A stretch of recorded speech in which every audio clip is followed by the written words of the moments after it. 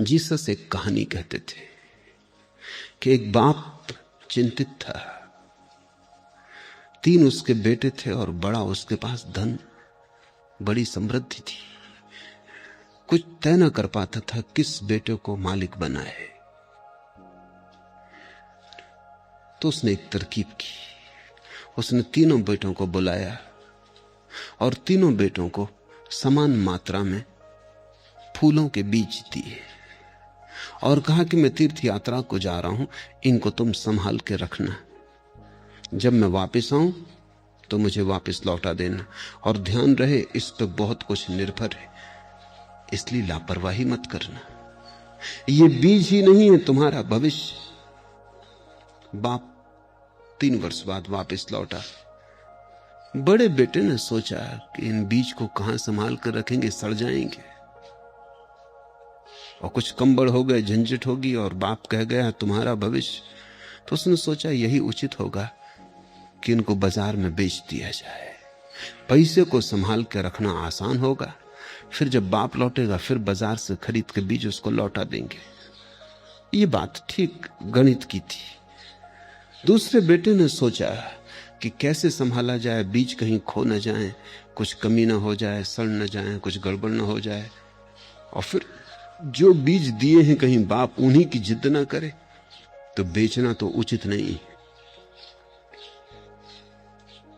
और जब उसने कहा भविष्य इन पर निर्भर है, तो उसने एक तिजोरी में सब बीजों को बंद करके ताला लगा के चाबी संभाल के रख ली।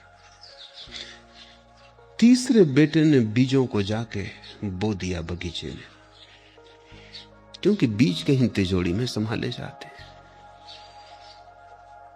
और बाप ने जो अमानत दी है वो कोई बाजार में बेचने की बात है। फिर खरीद के भी लौटा देंगे तो वे वही बीज तो ना होंगे।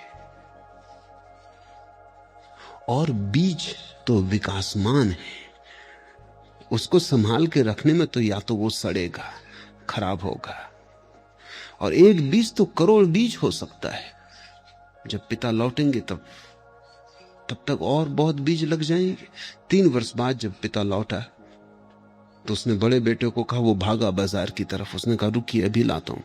वो बाजार से बीज खरीद लाया, ठीक उसी मात्रा में थे, लेकिन बाप ने कहा ये मेरे बीज नहीं, जो मैंने दिए थे वो तुमने कहीं गंवा दिए, ये कोई और बीज होंगे, लेकिन जो मैंने तुम्हें संभालने को दिए थे वे कहां हैं। दूसरे बेटे को कहा, उसने तिजोरी सामने लाकर खोल दी। वहां से सिर्फ दुर्गंध उठी, क्योंकि सब बीज सड़ गए थे, राख थी वहां। अब बाप ने कहा मैंने तुम्हें बीज दिए थे और तुम राख लौटाते हो। पर बेटे ने कहा ये वही बीज। बाप ने कहा ये वही नहीं। दूसरे ने तो कम से कम बीज लौटाए हैं, दूसरे बीज हैं, तुम्हारे तो बीज भी नहीं, ये तो राख है। मैंने तुम्हें बीज दिए थे। बीज का मतलब होता है जो अंकुरित हो सके। क्या ये राख अंकुरित हो सकेगी? क्या इसमें फूल लग सकेंगे? तीसरे बेटे को पूछा, बेटे ने कहा आप मकान के पीछे आए, क्योंकि बीज वहां हैं जहां उन्हें होना चाहिए। पीछे करोड़ों फूल खिले थे, और बेटे ने कहा अभी जल्दी फसल आने के करीब है, हम बीज आपको लौटा देंगे, लेकिन हम उतने ही लौटाने में असमर्थ हैं जितने आपने दिए थे, करोड़ गुना हो गए। और उतने ही क्या लौटाना, क्योंकि बीज का अर्थ ही होता है जो बढ़ रहा है, जो प्रतिपल विकासमान है, उसको उतना ही कैसे लौटाया जा सकता है। उसको उतना ही लौटाने का तो पहला उपाय है जो बड़े भाई ने किया, बेच दिया बाजार में, दूसरे खरीद लाया। और वही बीज भी मैं आपको नहीं लौटा सकता, उनकी संतान लौटा सकता हूं, क्योंकि वही बीज तो सड़ जाते। उनके लौटाने का तो ढंग वही है जो मेरे दूसरे भाई ने किया, जिसने आपको राख दी। लेकिन जिन बीजों से सुगंध उठ सकती है उनको दुर्गंध की शकल में लौटाना मुझे न भाया। ये आपके बीज हैं, आप संभाल लें, ये सारे फूल आपके। थोड़े से बीज करोड़ गुना हो गए थे। नहीं, कबीर ने जो कहा है वो अतिशयोक्ति नहीं। उन्होंने सत्य को बड़े धीमे स्वर में कहा है, ज्यों की त्यों धरती नीचे दरी है। बुद्धों ने चदरिया को और भी निखार के लौटाया है। जो बीज थी उसको फूल की तरह लौटाया है। पवित्रता बढ़ती है, प्रतिपल जैसे अपवित्रता बढ़ती है। तुम जिसे संभालोगे वही बढ़ने लगता है। जीवन में कोई चीज रुकी हुई नहीं है, सभी चीजें गतिमान है। जीवन एक प्रवाह है, या तो पीछे की तरफ जाओ या आगे की तरफ जाओ, रुकने का कोई उपाय नहीं। जो जरा भी रुका वो भटका। ये पंक्तियां ध्यान से सुनो। जुस्तजुए मंजिल में एक जरा जो दम लेने, काफिले ठहरते हैं राह भूल जाते। जरा दम लेने, जुस्तजुए मंजिल में एक जरा जो दम लेने, इस जिंदगी की राह पर, यात्रा पर जरा दम लेने को भी जो ठहरते हैं, काफिले ठहरते हैं राह भूल जाते। जो रुका वो भूला, जो जरा ठहरा वो भटका, क्योंकि जो आगे न गया वो पीछे गया, जो बढ़ा नहीं वो गिरा, जो चला नहीं वो पीछे सरका। क्योंकि जीवन गति है, यहां ठहराव नहीं है। एडिंगटन का बहुत प्रसिद्ध वचन है कि मनुष्य की भाषा में रेस्ट शब्द, ठहराव, सबसे झूठा शब्द है, क्योंकि ऐसी कोई घटना कहीं नहीं, कोई चीज ठहरी हुई नहीं है। तुम यहां बैठे हो, ठहरे हुए नहीं हो। तुम लगते हो बैठे हो, चल रहे हो, प्रतिपल बढ़ रहे हो। रात सो रहे हो तब भी ठहरे हुए नहीं हो। बिस्तर पर भी हजारों प्रक्रियाएं चल रही। तुम्हारा जीवन गतिमान है। रात भी नदी बह रही है, सुबह भी नदी बह रही है, दिन भी नदी बह रही है। अंधेरा हो कि उजेला, आकाश में बादल घिरे हों कि आकाश खुला हो, नदी बह रही। वैज्ञानिक कहते हैं कि रात सोते समय भी तुम्हारा मस्तिष्क पूरा काम कर रहा है, सीना पूरा काम कर रहा है, श्वास चल रही है, शरीर में खून शुद्ध किया जा रहा है, भोजन पचाया जा रहा है। तुम बूढ़े हो रहे हो, जवान हो रहे हो, कुछ घट रहा है। रुकाव जैसी कोई चीज नहीं। पत्थर भी ठहरा हुआ नहीं, क्योंकि पत्थर भी रेत होने के रास्ते पर आगे बढ़ा जा रहा है। आज पत्थर है, कल रेत हो जाएगा। कुछ भी ठहरा हुआ नहीं। ठहराव झूठ है, ठहराव भ्रांति है, गति सत्य है। बुद्ध ने तो गति को इतने आत्यंतिक ऊंचाई पर उठाया कि बुद्ध ने कहा कि जहां भी तुम्हें कोई चीज ठहरी हुई मालूम पड़े वहीं समझ लेना झूठ है। इसलिए बुद्ध ने परमात्मा शब्द का उपयोग नहीं किया, क्योंकि परमात्मा शब्द में ही ठहराव मालूम होता है। परमात्मा का मतलब है जो हो चुका और अब नहीं हो सकता, जिसमें कोई गति नहीं। परमात्मा में गति कैसे होगी? क्योंकि गति तो अपूर्ण में होती है, पूर्ण में कैसी गति? वो तो है ही वही जो होना चाहिए, अब उसमें कुछ और हो नहीं सकता। परमात्मा बूढ़ा नहीं हो रहा, ज्यादा ज्ञानी नहीं हो रहा, अज्ञानी नहीं हो रहा, पवित्र नहीं हो रहा, अपवित्र नहीं हो रहा। बुद्ध ने कहा ऐसी कोई चीज है ही नहीं। बुद्ध ने कहा है शब्द झूठ है,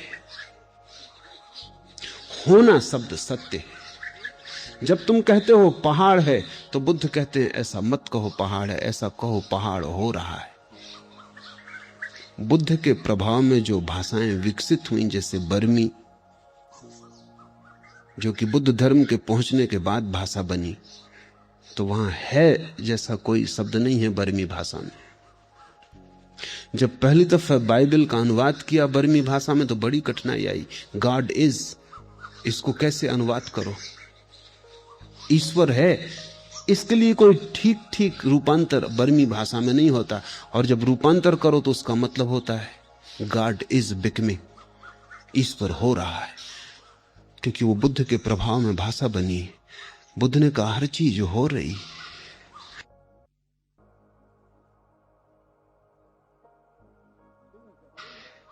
तुम जवान हो ऐसा कहना ठीक नहीं, जवान हो रहे हो। बूढ़े हो ऐसा कहना भी ठीक नहीं, बूढ़े हो रहे हो। जीवन है ऐसा कहना ठीक नहीं, जीवन हो रहा है। मृत्यु है ऐसा कहना भी ठीक नहीं, मृत्यु हो रही है।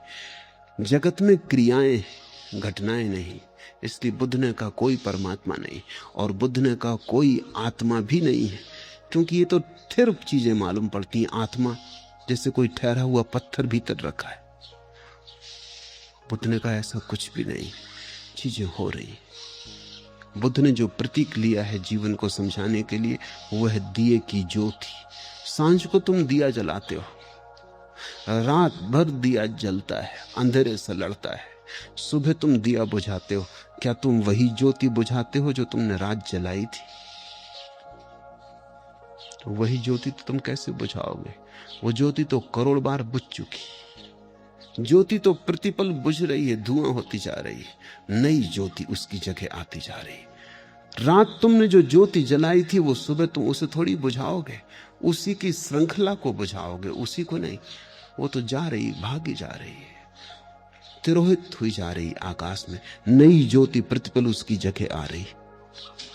तो बुद्ध ने कहा तुम्हारे भीतर कोई आत्मा है ऐसा नहीं, चित्त का प्रवाह है।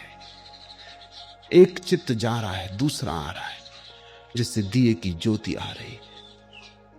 तुम वही ना मरोगे जो तुम पैदा हुए थे। जो पैदा हुआ था वो तो कभी का मर चुका। जो मरेगा वो उसी संतति में होगा, उसी श्रृंखला में होगा, लेकिन वही नहीं। ये बुद्ध की धारणा बड़ी अनूठी, लेकिन बुद्ध ने जीवन को पहली दफे जीवंत करके देखा और जीवन को क्रिया में देखा, गति में देखा। और जो भी आलस में पड़ा है, जो रुक गया है, ठहर गया है, जो नदी ना रहा और सरोवर बन गया, वो सड़ेगा।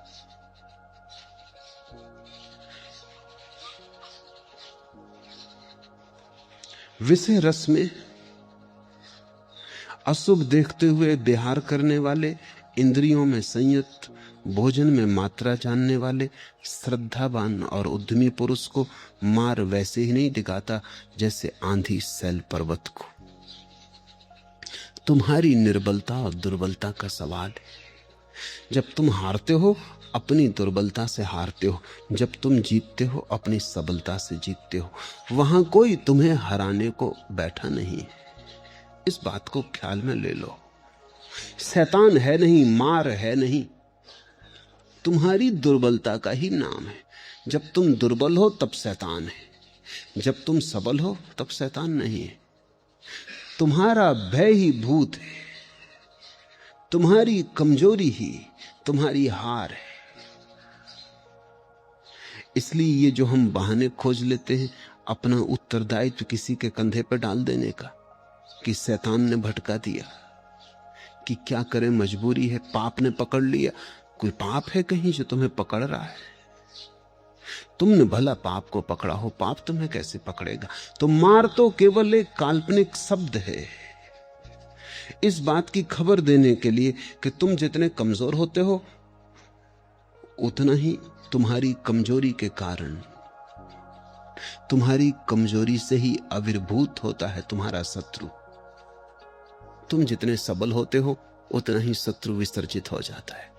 सबल होने की कला योग है। कैसे तुम अपने भीतर संयत हो जाओ? तो हर चीज सम्यक होनी चाहिए। इंद्रियों का उपयोग संयम से भरा होना चाहिए। बुद्ध अपने भिक्षुओं को कहते थे, जब तुम राह पे चलो 4 कदम आगे से ज्यादा मत देखो। कोई जरूरत नहीं है, 4 कदम आगे देखना पर्याप्त है, उतना संयम है। लेकिन तुम भी चलते हो रास्ते पे, जिस दीवार पर लिखे हुए इस्तेहार को तुम 1000 बार पढ़ चुके हो, उसको फिर आज पढ़ के आए हो।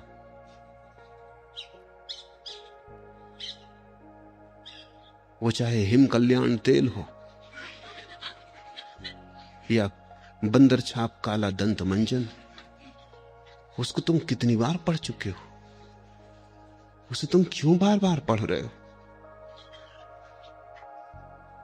तुम उसे पढ़ो ना बुद्ध की तरह। अगर तुम 4 कदम नीचे चलो तो दीवारें अपने आप साफ हो जाएं, लोग लिखना बंद कर दें। तुम पढ़ते हो इसलिए वो लिखते। तुम जब तक पढ़ते रहोगे तब तक वो लिखते रहेंगे, क्योंकि बार बार पढ़कर तुम्हारे मन में एक सम्मोहन पैदा होता है। बंदर छाप काला दंत मंजन, बंदर छाप काला दंत मंजन। जब तुम दुकान पर दंत मंजन खरीदने जाओगे, तुम्हें याद ही ना पड़ेगा तुम्हारे मुंह से कब निकल गया बंदर छाप काला दंत मंजन। तुम सोचते हो, सोच विचार के खरीद रहे हो। वो बार बार की पुनरुक्ति ने तुम्हें सम्मोहित किया, बार बार की पुनरुक्ति ने तुम्हारे मन पर संस्कार छोड़ दिए, तुम उन्हीं को दोहराए चले जा रहे हो। इसलिए तो विज्ञान का इतना, विज्ञापन का इतना भारी उपयोग है। लोग चीजें बाद में बनाते हैं, विज्ञापन पहले चला देते। अमेरिका में तो 2-3 साल बाद प्रोडक्शन शुरू होगा, उसी चीज का उत्पत्ति शुरू होगी, 3 साल पहले विज्ञापन शुरू हो जाता है। क्योंकि बाजार पहले बनाना पड़ता है, मांग पहले पैदा करनी पड़ती है, और जब मांग पैदा हो जाती तो ही बाजार में सामान लाने की कोई जरूरत है। और आदमी ऐसा पागल है कि किसी भी चीज के लिए उसको तुम खरीदने के लिए राजी कर सकते हो, सिर्फ दीवालों पर, अखबारों में, रेडियो पर, टेलीविजन पर दोहराने की जरूरत है। कुछ भी दोहराओ,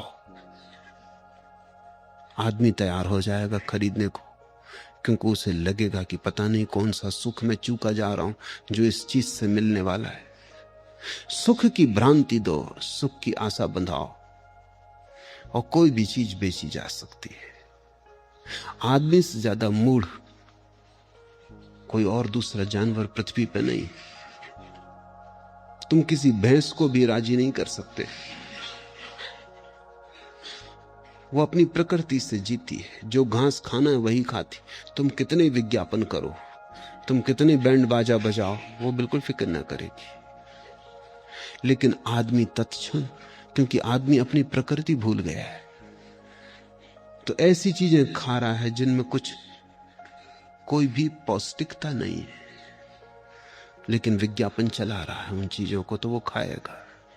धीरे धीरे सभी चीजें अपनी पौष्टिकता खोती जा रही, क्योंकि ये सवाल ही नहीं है कि उनमें जीवनदायी तत्व होने चाहिए, रंग अच्छा होना चाहिए, गंध अच्छी होनी चाहिए।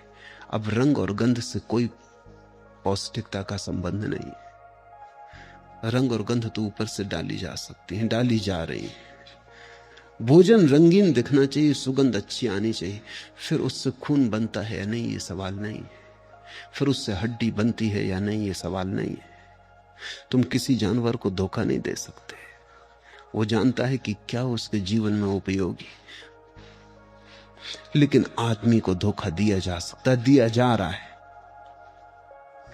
हर चीज के लिए तुम उसे राजी कर सकते हो, ठीक विज्ञापन की जरूरत है।